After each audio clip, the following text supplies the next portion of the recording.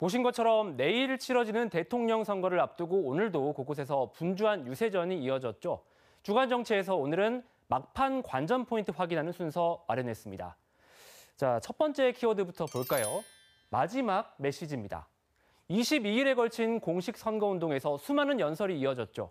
장소는 계속 달라졌지만 후보들이 유독 반복한 표현과 강조한 대목들이 있었는데요. 막바지 유세 현장의 핵심 메시지 정리해봤습니다. 공식 선거운동 첫날부터 내란 종식과 빛의 혁명을 강조한 더불어민주당 이재명 후보. 12.3 계엄에 대한 비판은 막판 선거 유세까지도 빠지지 않고 꼭 포함됐습니다. 장갑차는 탱크는 헬기는 국가 권력을 혼자 영원히 독차지하겠다는 이런 비상계엄 내란 행위까지 했는데 제 아내가 자랑스럽다, 정직한 아버지 등의 문구를 새긴 티셔츠로 선거운동에 포인트를 준 국민의힘 김문수 후보. 막판 유세 전의 단골 멘트는 가족이었습니다. 제 아내가 전라남도 순천 사람입니다. 사위가 지금 사회복지사, 그리고 제 딸도 사회복지사.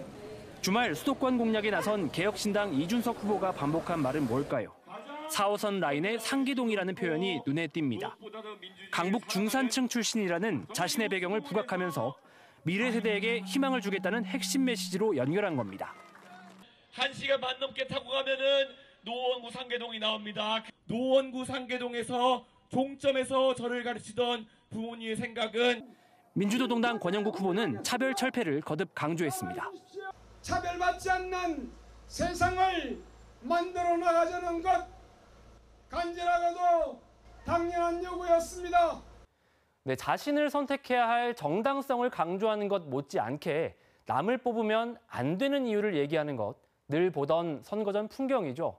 선거운동 막바지에 다다를수록 상대방의 공격에 수비 대신 다시 공격으로 맞받는 설전이 펼쳐졌습니다. 두 번째 키워드, 창과 창입니다. 대선 막판 불거진 보수 성향단체 리박스쿨의 댓글 여론 조작 의혹. 민주당은 김문수 후보와의 연관성을 규명해야 한다며 공세를 집중하고 나섰습니다. 김문수 후보님은 그런 문제보다는 리박스쿨 이런 어떤 관련이 있는지 그 해명부터 하는 게 먼저인 것 같습니다. 김문수 후보가 직접 나서 전혀 모르는 일이라고 일축한 국민의힘. 반격 카드로 오늘 이재명 후보의 유튜브 인터뷰 이후 제기된 대법원 사전소통 논란을 꺼내들었습니다. 민주당이 사법부와 긴밀하게 내통했다는 사실을 떳떳하게 자랑스럽게 이야기를 했습니다. 민주당은 왜곡이라며 맞섰는데요. 짐 로저스 지지선언 문제, 삼성과 자녀 언급 문제 등 이른바 네거티브 공방전이 막판 선거전을 뒤덮는 모양새입니다. 이렇게 시끌시끌하고 치열한 공방이 이어졌지만요. 후보들의 발길이 이른바 격전지라고 불리는 곳에 몰리면서 광주 전남은 상대적으로 조용했습니다. 대신 물밑에서 힘겨루기는 계속됐는데요. 세 번째 키워드, 7만 8천 대 30%. 어떤 의미인지 확인해 보시죠. 더불어민주당 광주 선대위가 어제 발표한 보도자료입니다. 100개 넘는 단체에서 3만 7천여 명이 지지선언을 했고 특보다는 무려 7만 8천 명이 임명됐다고 쓰여 있습니다.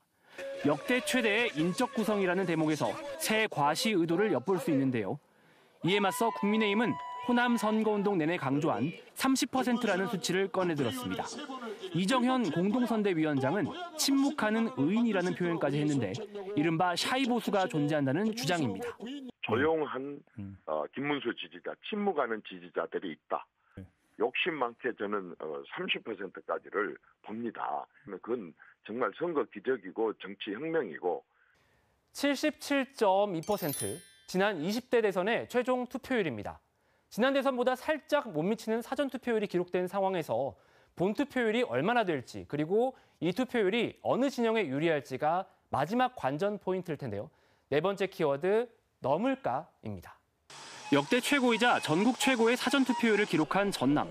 광주와 전북 등 호남 지역의 사전투표율도 마찬가지로 높았습니다.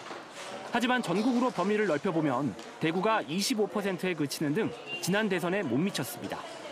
이런 가운데 당을 막론하고 높은 투표율이 유리하게 작용할 거라며 투표를 독려하는 목소리가 오늘도 잇따랐습니다.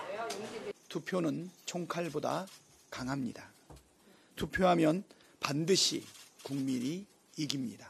투표장에 얼마나 많이 나오시느냐 여기에 따라서 승패가 결정되는 골든크로스 구간이라고. 지난 대선에 못 미치는 75% 수준일 것이다.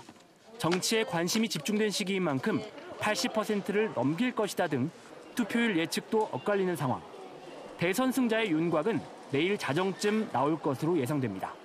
지금까지 주간 정치에서 전해드렸습니다.